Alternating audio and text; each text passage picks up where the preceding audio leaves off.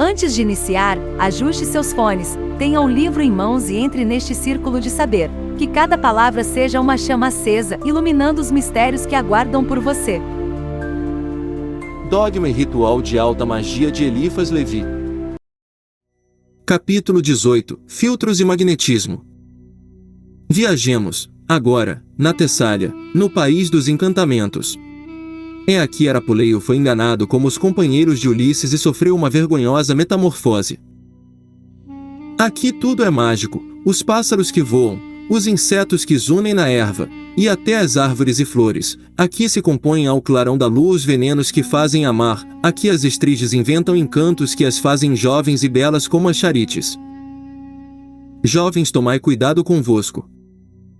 A arte dos envenenamentos da razão ou dos filtros parece, com efeito, conforme as tradições, ter desenvolvido com mais luxo na Tessália, que em qualquer outra parte a sua eflorescência venenosa, mas, ainda nisso, o magnetismo representou o papel mais importante, porque as plantas excitantes ou narcóticas, as substâncias animais maleficiadas e doentias, travam toda a sua força nos encantamentos, isto é, dos sacrifícios realizados pelas feiticeiras e das palavras que pronunciavam, preparando os seus filtros e suas beberagens. As substâncias excitantes e as que contêm mais fósforo são naturalmente afrodisíacas. Tudo que age vivamente sobre o sistema nervoso pode determinar a sobreexcitação passional, e se uma vontade hábil e perseverante sabe dirigir e influir sobre estas disposições naturais, ela se servirá das paixões dos outros em proveito das suas, e reduzirá logo as personalidades mais altivas a tornarem-se, num tempo dado, instrumentos dos seus prazeres. É de uma tal influência que é importante se preservar, e é para dar armas aos fracos que escrevemos este capítulo. Eis, primeiramente, quais são as práticas do inimigo. Aquele que se quer fazer amar, atribuímos somente a um homem todas estas manobras ilegítimas, não supondo que uma mulher tenha necessidade delas. Aquele, pois, que se quer fazer amar, deve, primeiramente, fazer-se notar e produzir uma impressão qualquer na imaginação da pessoa que deseja, que a encha de admiração, espanto ou terror, de horror até, se só tiver este expediente, mas é preciso a todo preço que, para ela, ele saia da posição dos homens comuns e que tome, de boa ou má vontade, um lugar na sua memória, nas suas apreensões e nos seus sonhos. O Lovelace não é, certamente, o ideal escolhido das Clarices. Elas, porém, pensam nele sem cessar, para o reprovar, amaldiçoar, lamentar suas vítimas, desejar sua conversão e seu arrependimento, depois quereriam regenerá-lo pelo devotamento e o perdão. Depois a vaidade secreta lhes diz que seria bonito fixar o amor de um Lovelace, ama-lo e resistir-lhe. E eis minha Clarice que se surpreende a amar o Lovelace. Ela não o quer amar, ela cora por isso, ela o renuncia 1000 vezes e o ama 1000 vezes mais. Depois, quando vem o momento supremo, ela se esquece de lhe resistir. Se os anjos fossem também mulheres, como os representa o misticismo moderno, Jeová teria agido como pai bem prudente e bem sábio, quando pôs Satã à porta do céu. Uma grande decepção para o amor próprio de certas mulheres honestas é achar bom e irreprovável, no íntimo, o homem pelo qual se tinham apaixonado, tomando-o por um bandido. O anjo deixa, então, o bonachão com desprezo, dizendo-lhe: tu não és o diabo. Disfarçai-vos, pois, em diabo o mais perfeitamente possível, vós que quereis seduzir um anjo. Nada é permitido a um homem virtuoso. Por quem, com efeito, aquele homem nos toma? Dizem as mulheres: acaso acredita que a gente tem menos moralidade que ele? Mas tudo é perdoado a um mandrião, que quereis esperar de melhor de uma tal pessoa? O papel do homem de grandes princípios e caráter rígido só pode ser um poder junto a mulheres que nunca há necessidade de seduzir. Todas as outras, sem exceção, adoram os maus homens. É tudo o contrário nos homens, e é este contraste que fez do pudor o apanágio das mulheres. É nela o primeiro o mais natural dos galanteios. Um dos médicos mais distintos e um dos mais amáveis sábios de Londres, o Dr. Ashurner, contou-me que um dos seus clientes, saindo da casa de uma grande dama, lhe dissera um dia: acabo de receber um estranho cumprimento. A marquesa de *** me disse, olhando-me face a face: Senhor, não me fareis abaixar os olhos com vosso terrível olhar. Pois bem, respondeu-lhe o doutor, sorrindo. Sem dúvida, vos lançastes imediatamente ao seu pescoço e abraçastes?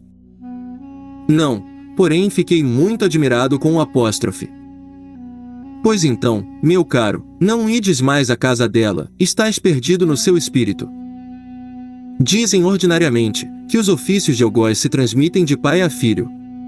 Os algozes têm, pois, filhos? Sem dúvida, pois que nunca faltam mulheres. Marate tinha uma amante que o amava ternamente, a ele, o horrível leproso, mas também era o terrível Marate, que fazia tremer a todos. Podia-se dizer que o amor, principalmente na mulher, é uma verdadeira alucinação. Apesar de um outro motivo insensato, ela se determinará quase sempre para o absurdo. Enganar Gioconda por causa de um tesouro oculto, que horror! Ora, pois, se é um horror, por que não o fazer? Deve ser tão agradável fazer, de tempos em tempos, um pequeno horror. Sendo dado este conhecimento transcendental da mulher, há uma segunda manobra a operar para atrair a sua atenção, é não se ocupar dela ou ocupar-se de um modo que humilhe o seu amor próprio, tratando-a como uma criança e afastando bem longe a ideia de lhe fazer corte. Então, os papéis mudarão, ela fará tudo para vos tentar, ela vos iniciará nos segredos que as mulheres se reservam, vestir-se-á e despir-se-á de vós, dizendo-vos coisas como estas: entre mulheres, entre velhos amigos, não vos temo, não sois homem para mim, etc., etc. Depois observa os vossos olhares, e se os acha calmos e indiferentes, ela ficará irritada, aproximar-se-á de vós sob um pretexto qualquer, vos roçará com seus cabelos, deixará o seu roupão se abrir. Viram-se até algumas, em tais circunstâncias, arriscar um assalto, não por ternura, mas por curiosidade, por impaciência e porque estavam excitadas. Um mago que tem espírito não tem necessidade de outros filtros a não ser esses, dispõe também das palavras enganosas, dos sopros magnéticos e contatos ligeiros, mas voluptuosos, com uma espécie de hipocrisia, como se não pensasse nisso. Os que dão beberagens devem ser velhos tolos, feios, impotentes. E, então, para que serve o filtro? Todo homem que é verdadeiramente um homem tem sempre à sua disposição os meios de se fazer amar, contanto que não procure obter um lugar já ocupado. Seria soberanamente mal feito tentar a conquista de uma jovem casada por amor, durante as primeiras doçuras da sua lua de mel, ou de uma Clarice que já tem um Lovelace que a torna muito infeliz e cujo amor reprova amargamente. Não falaremos aqui das imundícies da magia negra a respeito dos filtros, acabamos com elas com as cozinhas de Canídia. Pode-se ver, nos Epódios de Horácio, como esta abominável feiticeira de Roma compunha os venenos, e pode-se, para os sacrifícios e encantamentos de amor, ler as Eglogas e Teócrito e Virgílio, nas quais as cerimônias dessas espécies de obras mágicas são minuciosamente descritas. Não transcreveremos aqui as receitas dos ingrimanços, nem as do pequeno Alberto, que todos podem consultar. Todas estas diferentes práticas participam do magnetismo ou da magia envenenadora, e são ingênuas ou criminosas. As beberagens, que enfraquecem o espírito e perturbam a razão, podem assegurar o império já conquistado por uma vontade má, e é assim que, conforme dizem, a imperatriz Cesonia fixou o amor feroz de Calígula. O ácido prússico é o mais terrível agente destes envenenamentos do pensamento.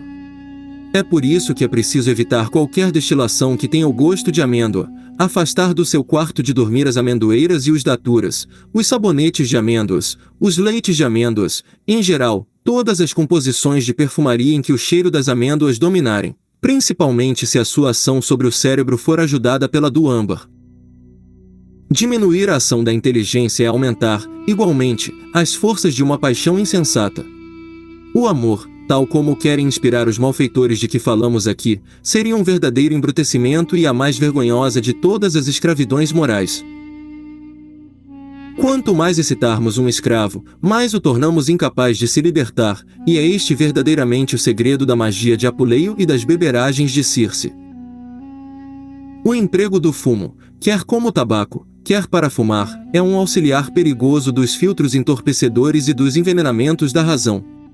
A nicotina, Como se sabe, não é um veneno menos violento que o ácido prússico e se acha em maior quantidade no fumo do que este ácido nas amêndoas.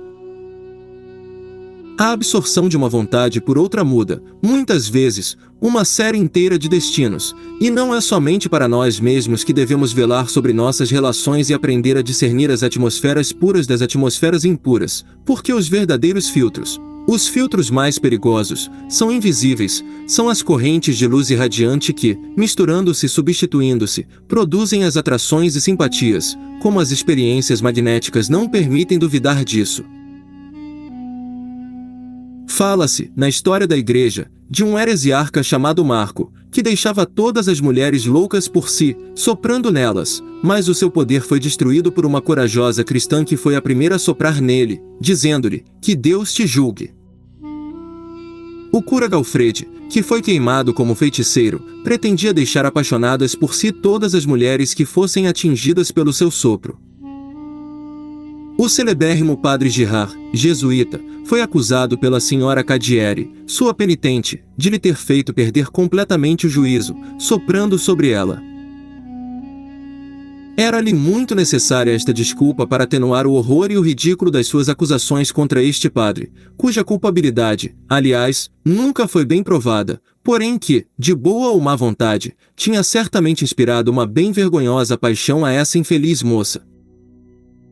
A senhora Ranfine, tendo ficado viúva em 16, diz Dom Calme, no seu tratado sobre as aparições, foi pedida em casamento por um médico chamado Poirot.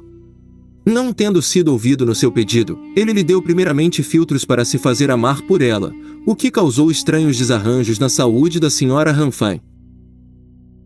Logo, coisas tão extraordinárias aconteceram a esta senhora, que a julgaram possessa, e os médicos, declarando nada entender do seu estado, a recomendaram aos exorcismos da Igreja.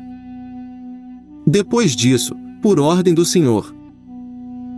de Porcelets, bispo de Toul, nomearam para seus exorcistas o Sr. Viardin, doutor em teologia, conselheiro de estado do Duque de Lorena, um jesuíta e um capuchinho, mas, no decorrer desses exorcismos, quase todos os religiosos de Nancy, inclusive o bispo de Trípoli, sufragante de Estrasburgo, o Sr. de Sancy, embaixador do rei cristianíssimo em Constantinopla, e então padre do oratório, Carlos de Lorena, bispo de Verdun, 2 doutores da Sorbonne enviados expressamente para assistirem aos exorcismos, a exorcizaram muitas vezes em hebreu, grego e latim, e ela, que apenas sabia ler o latim, sempre respondeu pertinazmente. Refere o certificado dado pelo Sr. Nicolau de Harley, muito hábil em linguagem hebraica, que reconhece que a Sra. Ranfine era realmente possessa, e que ele tinha respondido somente com o movimento dos lábios e sem que tivesse pronunciado palavra alguma, e ela havia dado várias provas da sua possessão. O Sr. Garnier, doutor da Sorbonne, tendo-lhe dado também várias ordens em língua hebraica, ela lhe respondeu pertinazmente, dizendo que o pacto era que só falaria língua ordinária. O demônio acrescentou: não é bastante que te mostre que entendo o que dizes?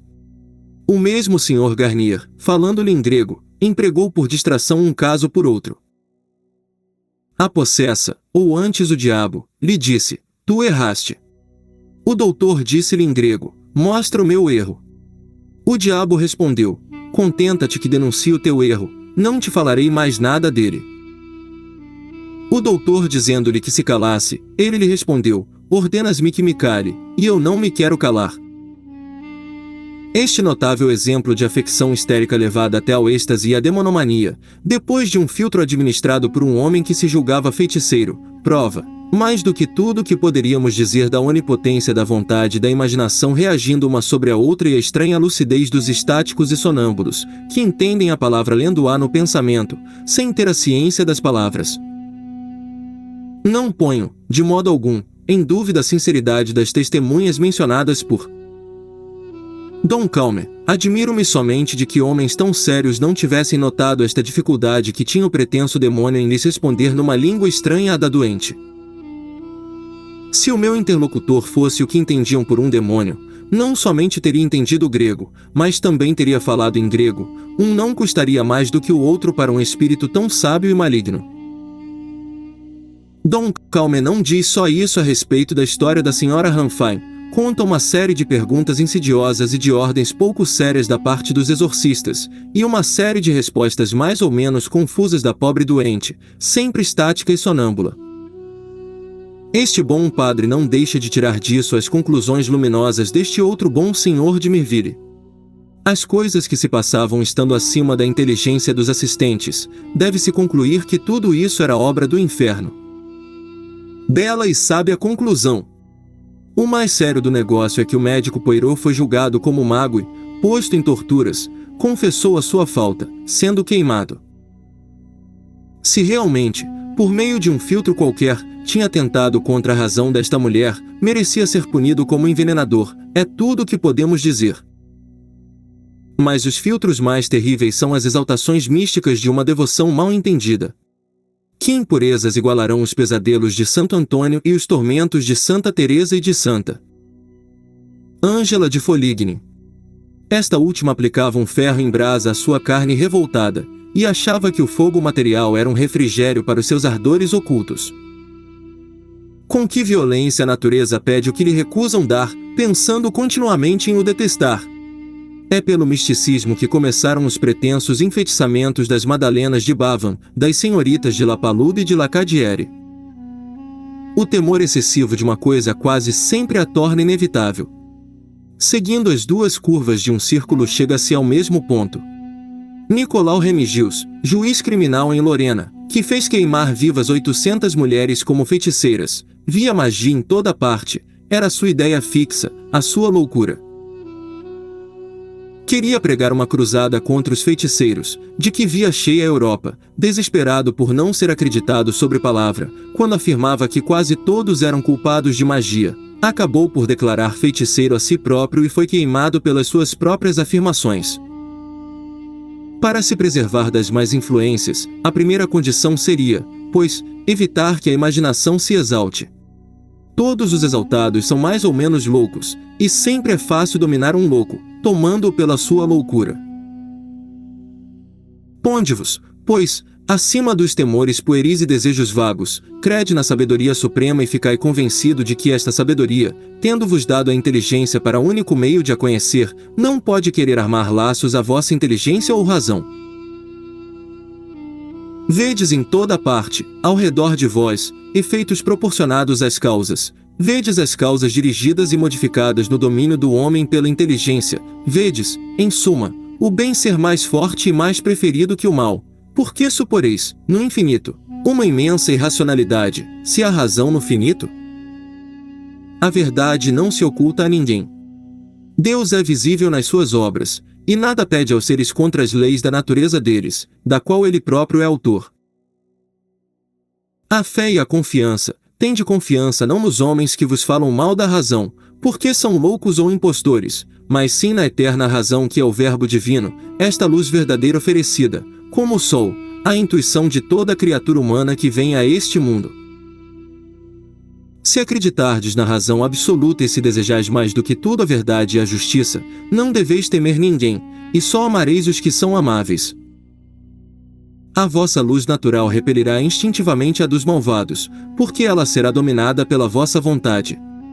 Assim, até as substâncias venenosas que poderiam vos ser administradas não afetarão a vossa inteligência. Poderão tornar-vos doente, mas nunca vos farão ficar criminoso. O que contribui para tornar histéricas as mulheres é a sua educação débil e hipócrita. Se fizessem mais exercícios, se lhes ensinassem as coisas do mundo, franca e liberalmente, elas seriam menos caprichosas, menos vaidosas, menos fúteis e, por conseguinte, menos acessíveis às mais seduções. A fraqueza sempre se simpatiza com o vício, porque o vício é uma fraqueza que se dá aparência de uma força. A loucura tem horror à razão e se compraz em todas as coisas com as exagerações da mentira. Curai, pois, primeiramente a vossa inteligência doente. A causa de todos os enfeitiçamentos, o veneno de todos os filtros e a força de todos os feiticeiros estão aí. Quanto aos narcóticos ou outros venenos que nos poderiam ser administrados, é negócio de medicina e de justiça, mas não pensamos que tais barbaridades se reproduzam muito atualmente. Os Lovelaces não adormecem mais as Clarices a não ser pelas suas galanterias, e as beberagens, como os raptos por homens mascarados e as prisões em subterrâneos, não teriam mais lugar nem mesmo nos nossos romances modernos. É preciso deixar tudo para o confessionário dos penitentes negros ou nas ruínas do castelo de Udolph.